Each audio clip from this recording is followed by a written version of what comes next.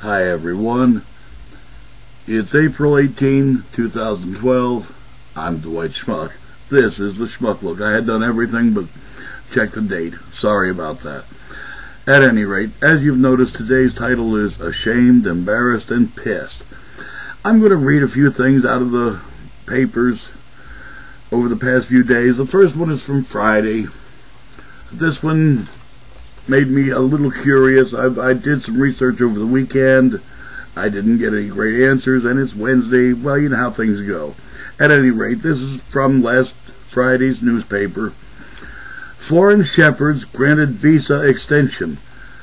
I want to read that to you one more time here so you get it right. Foreign shepherds granted visa extension.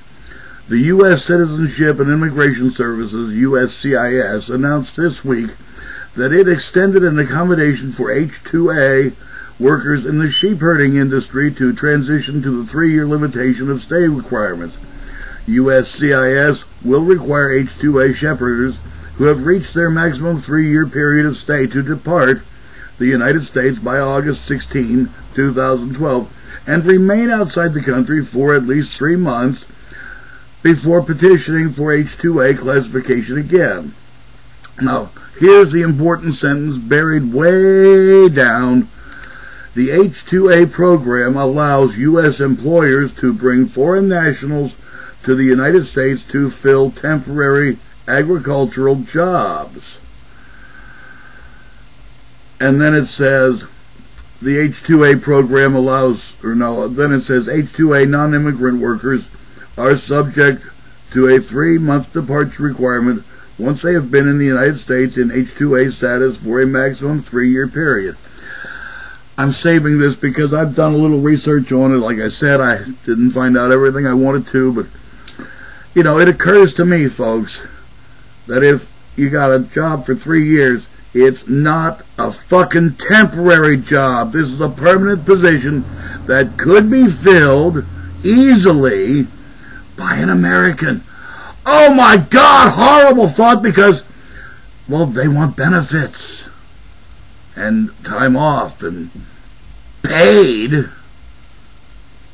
Part of this thing is, well, the transportation is paid, although they may have to camp out for months at a time alone and give medicine and watch out for predators. But, our sheep herding corporations, there's that filthy, dirty word again, corporations. Well, it's a temporary job, you see. We're only doing this 3 years, and then we'll get somebody else in for 3 more years, and back and forth. But it's just temporary, mind you. It's not a permanent position. I mean, we shear those sheep, and we sell some of them off from time to time, so it's not permanent. It's just 3 years at a time. I think the Spanish phrase for that is pupu de la toro. Now, in yesterday's paper, there was the Vermont lawmakers continue push for payback from utilities. It seems that some time ago, the one utility here in Vermont, the electric utility, CVPS, Central Vermont Public Service, well, they'd made some very bad decisions, and they damn near went out. Bustication. We couldn't let that happen because all of a sudden you'd have had about a third of the state without power. So ratepayers, their customers bailed them out to the tune of $21 million. Well, now the other power company here, Green Mountain Power, we like to call it Greedy Mountain Power because they're always raising the rates. Well, they're buying CVPS, but now, well, they want an adjustment here. Instead of having to pay the money back, the CVPS also wants this adjustment. Why, they should have the privilege of,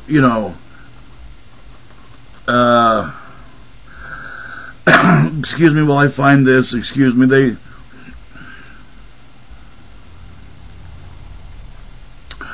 want to invest in energy efficiency programs instead of paying the money back to the people who lent it to them to begin with. Why, we'll do this and so, which, well, shit fire, a smart businessman would have been doing that anyway, because It's energy efficient. It saves money. But you see, here's the point that I'm going to make. Once you let the goddamn suits and ties get their fingers on the filthy lucre, they ain't about to let it go, because I got it with both fists, and you're not getting it back. I know it was yours, but the key word there is was. And that's the God's honest truth. Once you let the executives have it, you ain't ever going to see it again. Once they get their fingers on your money, it's their money. And by the Jesus, that's all it is. It's theirs. Nobody else's. And the lawmakers allow this to happen because it ain't us poor folks who make contributions to their election campaigns and to their parties. You see how that works? The more money you donate, why, the more things they give you. Because you give to them, they give to you. Also here in Vermont, now the state senate here has okayed a measure to curb prescription drug abuse. Yeah, there's 600,000 people in this whole damn state. What do you got, 5 of them doing this? Come on, guys.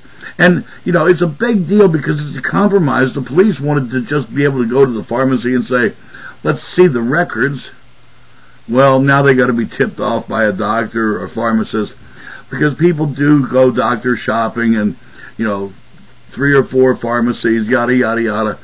Well, I'm going to tell you what here, and I'm putting it right out here on YouTube, okay?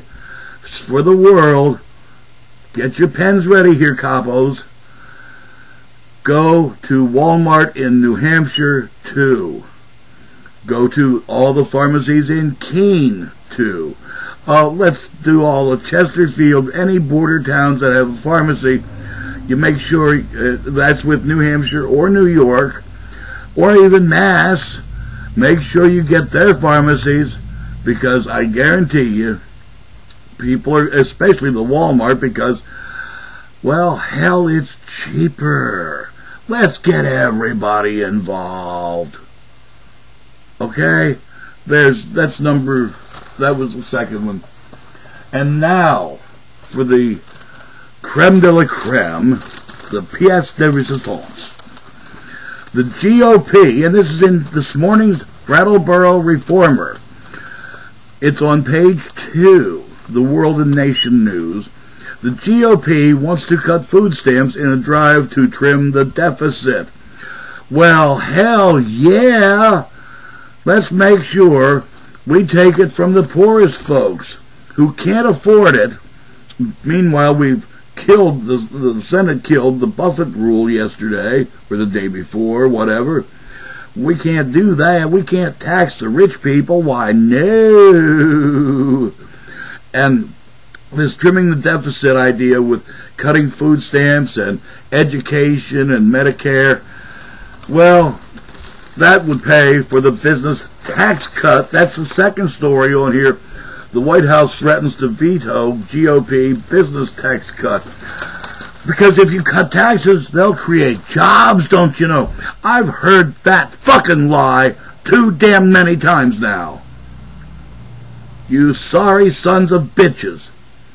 Yes, I'm angry. I'm ashamed of you. Why aren't you ashamed? I'm embarrassed now to be an American, and I'm pissed. And there's a lot of us out here. So you'd better figure out a way, boys and girls, especially you Republican assholes. You'd better figure out a way to trim that voting list come November.